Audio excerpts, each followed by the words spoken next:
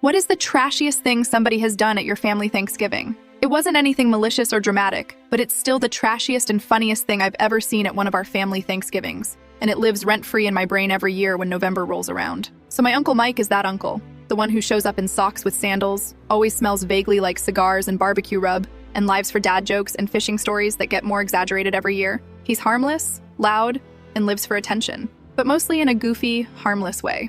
Thanksgiving was at my parents' house that year. Pretty standard setup. Big folding tables in the living room, all the chairs mismatched, food packed onto every surface, and half the family yelling over each other in the kitchen while the other half sits on the couch watching football. Everyone's trying to corral the little cousins so they don't faceplant into the green bean casserole, and all the adults are a few drinks in. At some point after the main meal, when everyone's in that food coma lull between seconds and dessert, Uncle Mike suddenly goes, "Aw, son of a bitch, I dropped my ring!" and starts making a big deal out of patting down his pockets and looking under his chair. Everyone kind of glances over, but most of us are still half distracted by the game or arguing about pie. Then he stands up, turns his back to the table, and dramatically bends all the way over in the most exaggerated yoga class forward fold imaginable. And boom, right there for the world to see. His shirt rides up, his pants dip just low enough, and staring us dead in the eyes from the small of his back is a giant tramp stamp of a tiger crawling out of his butt crack. It was a full-color temporary tattoo, bright orange and black stripes, claws out, tail curling toward his lower back, its face looking absolutely feral.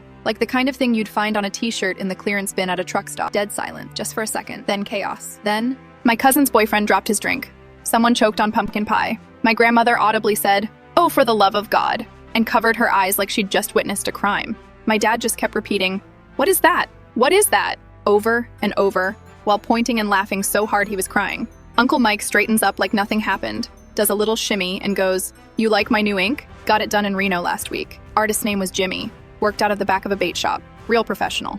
At this point, my aunt, his long-suffering, eye-rolling wife, chimes in from the kitchen. "I helped him put that thing on. Took 20 minutes in a hairdryer." Apparently, this was the plan all along. He'd bought the temporary tattoo off Amazon specifically for Thanksgiving and had been hyping it up to her for weeks. The ring was a decoy. He just needed an excuse to do the full bend and reveal. After everyone calmed down, the photos started. People were lining up to get selfies with the tiger tramp stamp. He even named it Tony, said Tony was his spirit animal. Someone, probably me, I won't lie, drew a little speech bubble on a napkin that said, "They're great," and stuck it to his waistband. We haven't topped it since. It's been a few years now, but every Thanksgiving someone brings it up. "Remember Tony?" And Uncle Mike just smiles like a proud idiot. Trashy? Oh, absolutely. But it's also the hardest I've ever seen my family laugh together, and honestly, that kind of chaos is what makes Thanksgiving Thanksgiving.